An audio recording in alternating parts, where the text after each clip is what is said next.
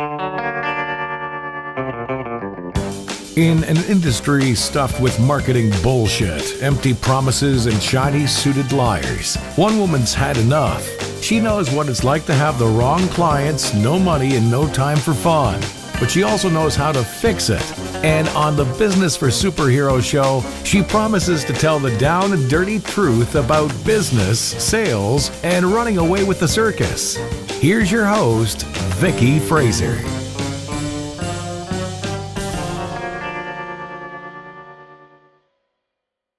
What did you do? I didn't do nothing. Oh, hang on. There it is.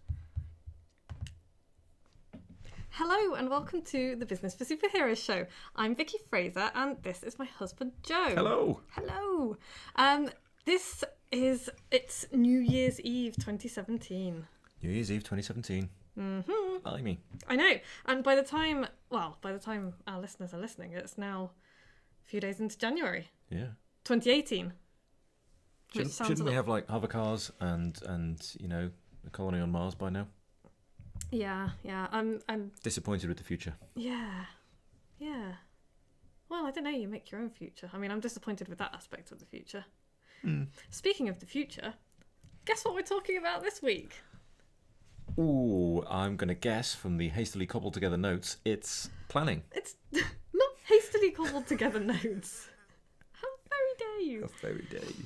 The title of this podcast is A Punched in the Face Proof Plan. A punched in the face proof plan. What? A punched in the face proof plan. You heard me. Anyway, but before we get into that, today we are drinking a lovely Christmas present from Annie. Hi, Annie. Hi, Annie. Thank you so much, Annie, for the tasting gins that she sent us. She knows, or she gave us. She knows as well. Annie is my pole instructor and runs the Pure Studios pole studio in Hereford. And it's an amazing place. Excellent place.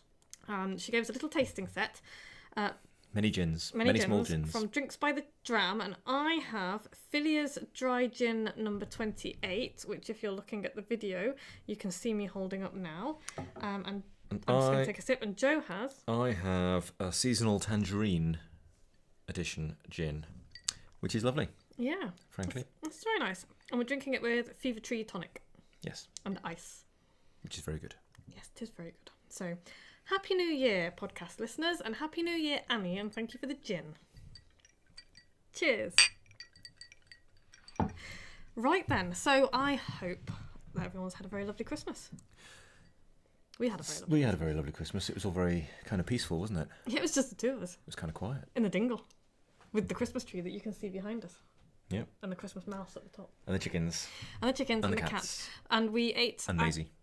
And Maisie Snake, yes. And we ate our Christmas dinner at the very table that we are talking to you on now. And that was accompanied by Noodle doing laps of the table and yowling because he was all like, this is weird. Why are you doing this? What are you doing? Why can't I eat what you've got on your plate? So that was amusing. Alternatively, he was just singing Christmas carols. I'd like to think he was singing Christmas carols. Yeah. Could have been. So that's been really cool. And we're having a really quiet New Year as well. Yeah, we were going to go up to my folks, and my pops is a bit sick. Yeah. Nothing serious, just a horrible cold, and we don't want it, and they don't really want company. So we've canned that. So we're going to sit in, we're going to drink gin, and we're going to do nothing very much. The Barbaratron from next door might pop over. Yes, and we've got a bottle of champagne to open later, but I'm just going to sit on the sofa, being really rock and roll, and I'm going to do a bit of reading, and we might watch Peaky Blinders. Yeah. Maybe have a game of Carcassonne with Barbaratron. Yeah, and probably watch a bit of RuPaul's Drag Race later because it's completely awesome. Yeah. Start of season 6, bitches. Yeah, bitches. So that's really cool. But we've had a really nice day actually. We've had a very rock and roll day. What have we been doing today? It's been immense. Got up very late. Yeah, really late. read books. Done some washing up. This is really boring. It's really shit. It's been a really quiet day. We've been sitting in front of the wood burner and planning the first 12 weeks of 2018. We did do the planning. Which is really, really cool. And it's something that most people don't spend any time doing. And this is what we're going to spend a day every 12 weeks doing from now on. Because it's not really a whole day, is it? It's a couple of hours. Yeah, it's a few hours.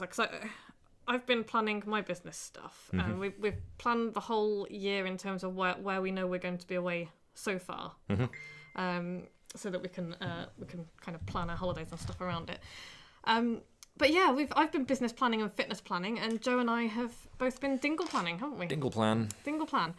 So we thought we would do this podcast because it's going to be, January, and everyone's going to be full of New Year, New Me, and all that bullshit. New Year's resolutions and all. Yes. Which will fail, because something like, I think 93% of New Year's resolutions fail. Yes. Because people don't plan and they make these ridiculous goals that are just not going to happen. So we are today going to give you a foolproof way to make a plan that you actually will follow through on in 2018 and for the rest of your life.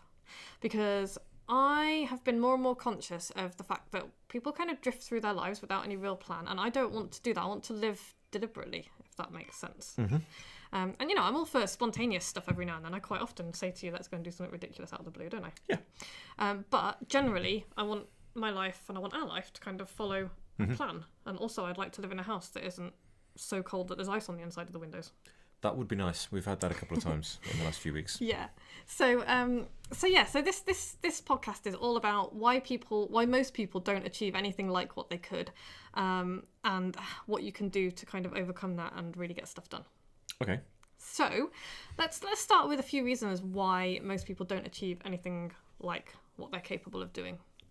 And by the way, I follow the 12-week year, which is a really good book. And if you haven't read it, you should read it. And it's the book that we just read in my Bookaholics Anonymous group, which Who's I it will by? plug again later. It's by Brian P. Moran and another bloke whose name I always forget. Okay. But the 12-week year is very, very famous. If you Google it, it's all over the place.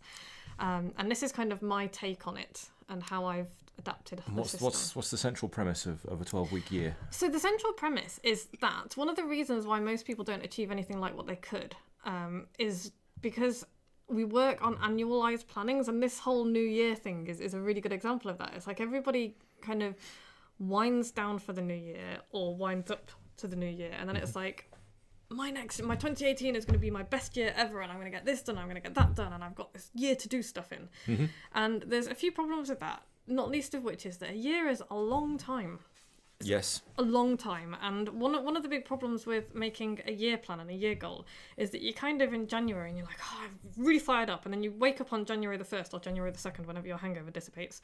And you're like, oh, I've got this massive thing to do, but I've got all of these other things to do first. But I've got a year. And you kind of just and go back to work. Yeah, and suddenly January's gone. And then you're like, oh, but it's fine because I've still got 11 months. And before you know it, it's September, you've done naff all, and you're no nearer to the goal that you set in January because you've always got plenty of time to do everything.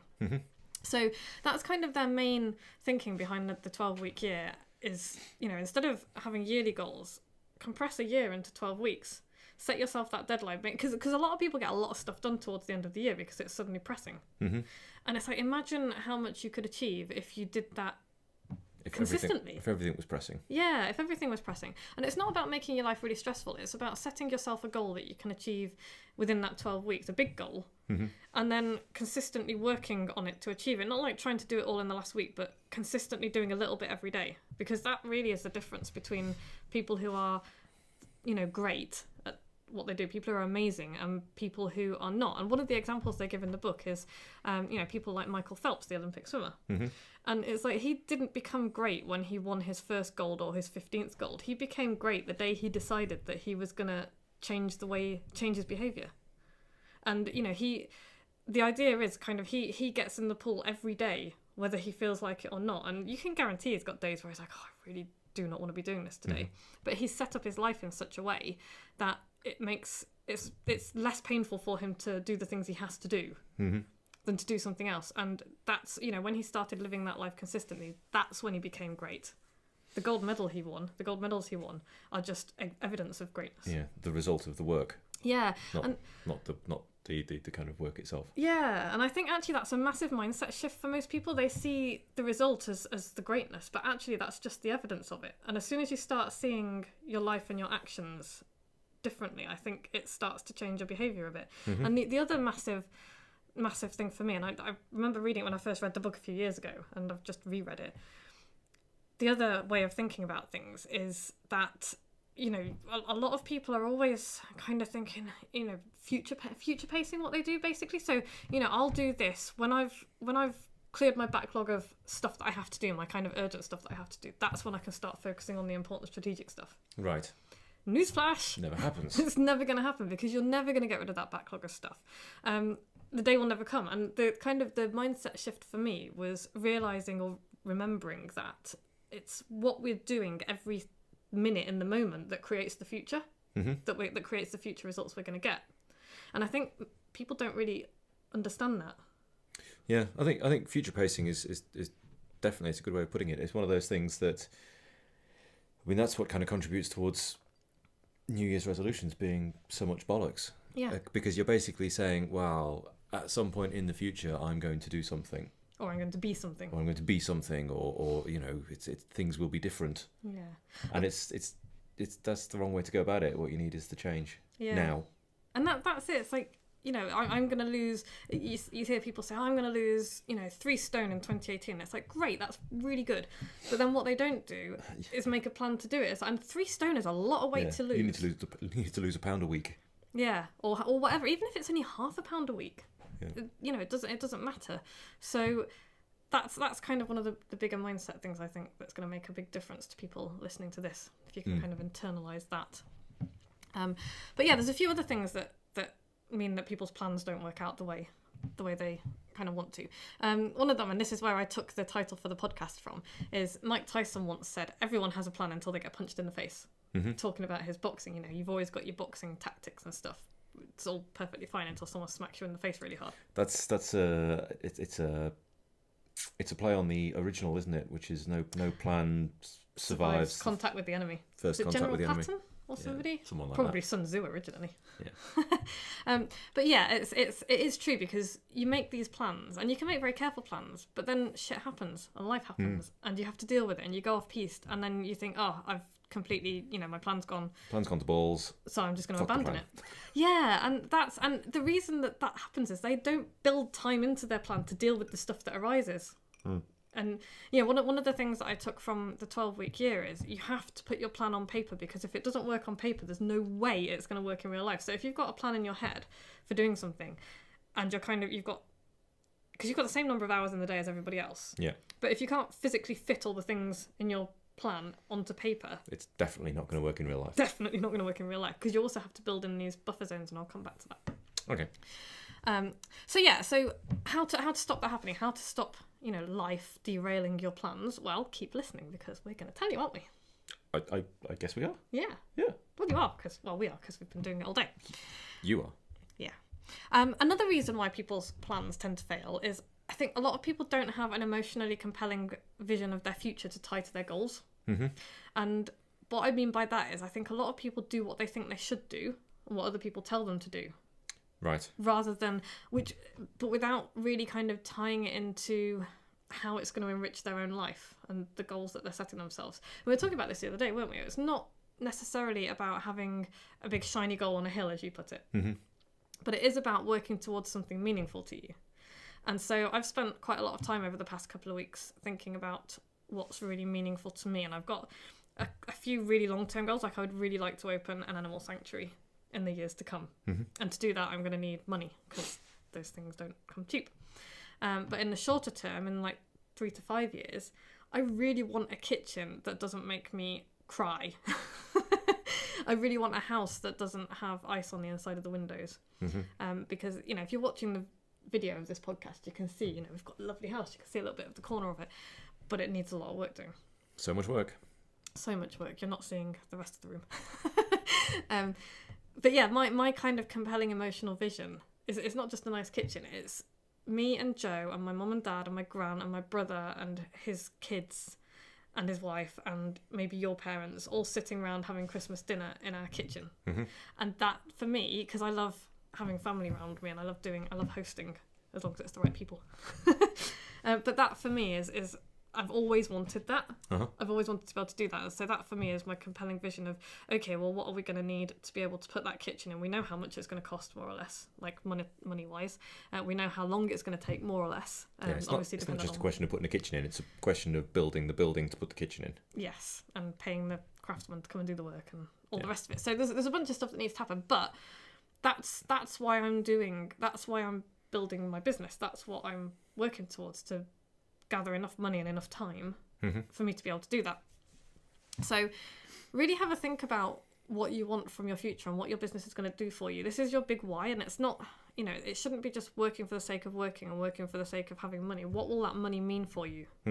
What difference does it make? Yeah, what difference does it make? And it has to be something that's meaningful. So, for some people that's going to be putting enough money aside to send their kids to university without their kids having to have any debt, which I would imagine is very compelling, because it would be lovely to not have any university debt, frankly. Being able to buy your house outright instead of having a mortgage, that kind of thing, because that then gives you the freedom to do other stuff. So really have a think about that, and that's the very first thing that you should be doing when you're building your plan, is something to hang it on, I guess. Yeah, some purpose. So another reason that people's plans fail is that we all waste a shitload of time. Yes. Loads of time. Because, whenever I hear somebody say, I don't have time to do this, that, or the other, and when I say it myself, because I'm guilty of saying it myself sometimes, I always roll my eyes. Because, Richard Branson and Elon Musk have exactly the same number of hours in the day that we do. They just use them differently. They do different stuff with their time. So, do you think that the person earning £1 million a year works 10 times harder than the person earning £100,000 a year? I don't think so. I don't think so either. And I think, a lot of the time they work a lot less. They might make better decisions. They might be luckier, but I suspect they're smarter and more focused and pointing in the right direction. Focused. Yeah, it's not even necessarily that they're smarter, although some of them are obviously very smart, but they work smarter and they are more driven and more focused, and they know that spending their time on, ABC strategic tasks over here is way more important than spending their time on XYZ, busy work stuff over here. Yep. And that's not to say that money is a measure of success. No. Your goal might be, sort out your business to the point where you only need to spend 2 hours a week on it, and you spend the rest of the time lying on a beach or learning to surf or traveling the world or whatever the hell your purpose might be. But that's still a monetary goal, because you need money to make that happen. But Joe's point is that the money isn't the be all and end all. Money's not the result. But it's a good way to measure. Yeah, it's a good way of keeping score. It's a good way of keeping score. So it's all about focus and putting your time and your energy into the right places. Right. That's what this is all about. And also knowing what you're going to do as well, because one of the things that we got quite frustrated with this past year, or that I've been quite frustrated with, is we haven't got as much done on the house as I would have liked. We've got some stuff done. We have. We got some stuff done the year before, but we kind of stalled. Yeah, we did. And part of the reason that we stalled is that we had this vision of where we wanted to go, but we didn't really know what we were going to do to get there. And so we didn't do anything. And that was a problem. And I think that's why a lot of people don't get stuff done in their businesses as well. So, how are we overcoming this? Well, I follow the 12-week year process, more or less, and I create time blocks. And I've done that in my business planning today, and we've done that a little bit with our kind of personal planning today as well, haven't we? Yep. Well, weekend time. Yeah. So, the 12-week year plan thing kind of says that you need 3 main blocks, kind of time blocking they call it, which I think is a good idea. And what I do is I have 6 hours a week spent working on my business and not in it. Right, so that's new products, advertising, generating content for yourself, what? Yeah, well, new products. So for example, my strategic goal for my business for this 12 weeks is to write my new book about being more interesting. Okay, so that's not client work, it's not... No. I was just trying to differentiate between on your business rather than in it. Yeah. So in my business would be working on client work. Right. And servicing clients and that kind of thing. Earning the sort of short-term, paying the bills money. Yes. The strategic stuff is the stuff that I'll build for long-term gain, really. Okay. So that's what I do with the strategic buffer. They recommend a minimum of 3 hours a week spent on this. I spend more than that because I want to, basically, but a minimum of 3 hours a week on your strategic stuff. They have they recommend a buffer block, which is a really good idea. I use 30 minutes a day, sometimes twice a day, and that's to deal with emails, calls, and general shit that pops up. Okay. An hour a day should be more than enough to deal with that kind of stuff, really. And you don't deal with it at any other time than when you set these blocks, because the real killer, the real reason that most people don't get this stuff done is because they get interrupted. Yeah. And there've been studies done on distractions and stuff, and it takes something like 15 minutes to get back into a task once you've been interrupted. So don't allow the interruption. Don't allow the interruption. And, you know, you could take a lot of this into your work as well and be like, okay, I'm going to be available between, 2 and 3 p.m. for you to come and ask me questions about anything. And that would probably mean that you got a lot more done, and your people will get a lot more done. And they'll know when they can come and find you, and that you're not going to, shoot them with a Nerf gun or whatever it is that you do. And it'll also encourage them to solve some of the problems themselves. Yes, because they're not going to get an answer until 2 o'clock anyway. Yeah. They might as well have a think. Yes, exactly. So there's a whole bunch of good reasons to have buffer blocks and be really strict about them.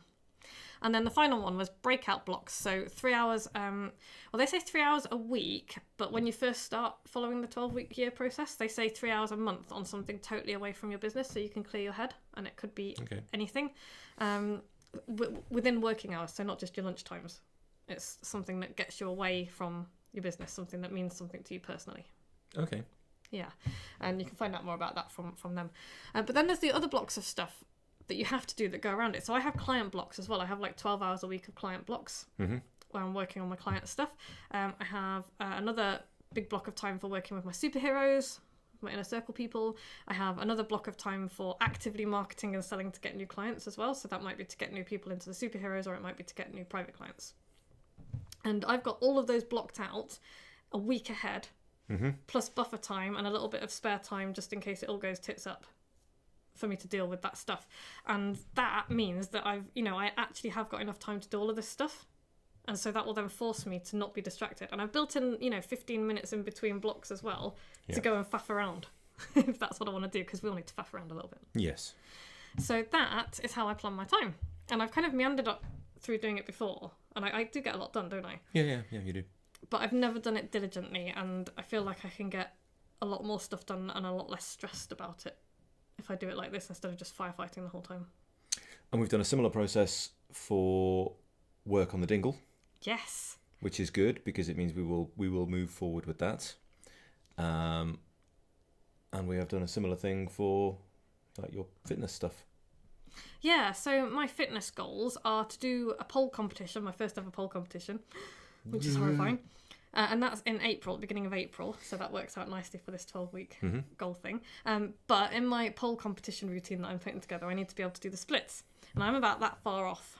That's like 4 inches off doing the splits at the moment. So I've got 12 weeks to get into a flat split. How am I going to do that? I am going to spend... Wait until 5 minutes before the competition. And then panic. And then try really hard. and then fail. Ping something.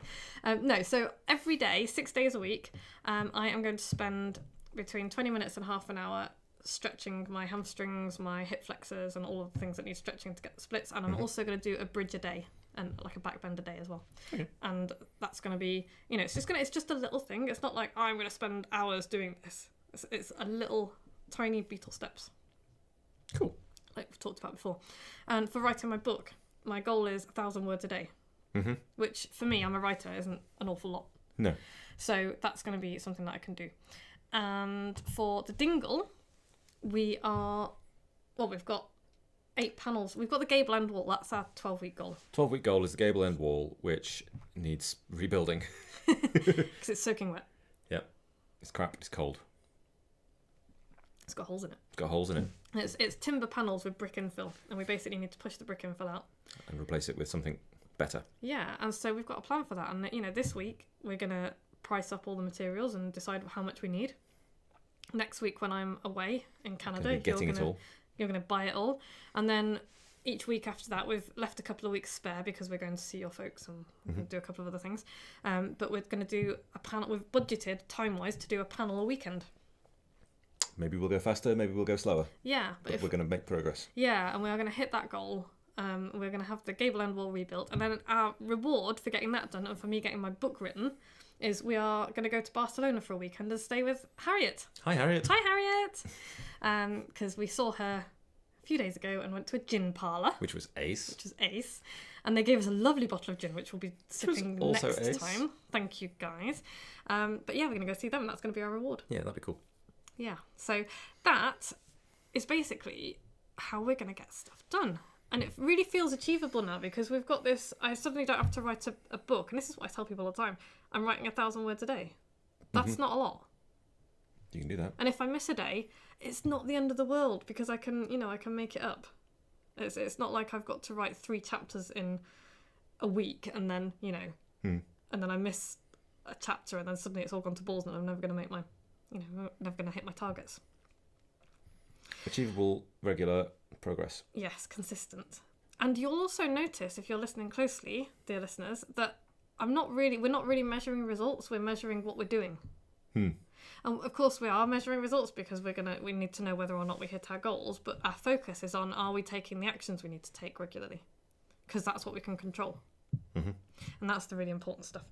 So, yeah. I don't know, I think that's about it really. Read The 12-Week Year. Yeah, do, because it's really good. It's a good book. And, the other important thing I wanted to say was, rather than have 63 different goals, which I've done in the past, Yes. have one big goal for each area of your life. Because it just makes it so less stressful. Yes. And you can do little things as well in between, like I'm running a webinar next week and all the rest of it. But that's like little stuff, and it's stuff that doesn't require a lot of time and planning. Yeah. But the big stuff, the big goals, just one per area of your life, because otherwise you just get frustrated and overwhelmed. And you have a big long list of stuff that just looks huge. And it never gets done. Too big. Yeah. So your takeaway. What's takeaway this week, Joe? Read the book. Read the book. Plan. Use 12 weeks as a timeline. Set your goals. One big goal per area of your life. Write down the actions you need to take to achieve them, and then create a way to measure your progress, and then do it. And if you really want to kickstart this process, sign up for the free webinar that I'm putting on Wednesday the... Hang on one second.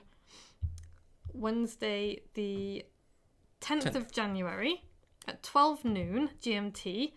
That's going to help you kick 2018 off to an acrobatic start. And it's if you go to vickyfraser.com/2018 plan webinar, you'll be able to sign up for it there. Nice. Yeah. And it's just an hour. Totally free. Just to get you kick-started on all of this stuff that we've just been talking about. Cool. You could also join Bookaholics, which is free. And the 12-Week Year was just the most recent book that's been read by everybody. Yep. The conversation has been had about the 3 big takeaways and people talking about it, and it's all gone well. Yeah, it was a really good discussion. If you weren't a member of Bookaholics Anonymous, you missed out there, dudes. Yep. That's just basically we just bully you into reading a useful, productive book. January's book, by the way, if you want to join, and you should because it's free, is The E-Myth Revisited by Michael Gerber. And that was suggested by James. Hi, James. Hi, James. And that's a book that's been on my shelf for probably 6 years and I haven't read it. Okay. So I'm really chuffed with that. This is all about having accountability and making you read the books that you've bought as well, isn't it? Yeah, basically, it's free. So, dudes, it's as I said before, it's not a democracy, it's a dictatorship. And you can go to vickyfraser.com/book club and sign up for that. You can join my superheroes crew and actually get stuff done instead of just hoping results will land in your lap like most people do. And you can do that by going to businessforsuperheroes.com/inner-circle. Cool. And if you like this podcast, go to iTunes and subscribe and leave us a review, please. Reviews are good. Yeah, reviews are good. Or, if that's not your thing, share it. If you know somebody who will enjoy this podcast, send them to vickyfraser.com/podcast. If you want to mention, send us gin. Yes, if you want to mention, send us gin. So coming up next week, we will be well into January and we will be mocking all of those New Year, New Me losers. And I think we are going to be talking about... You know what? That's the one thing that I forgot to write on my notes. The next thing we talk about. Yeah, it's going to be a surprise. Tune in next week. I might be interviewing Misty, actually, because I'm going to be in Canada. Oh, that'd be cool. Yeah. Hi, Misty. Hi, Misty. So, yeah, we'll be back same time next week. Happy New Year. See ya.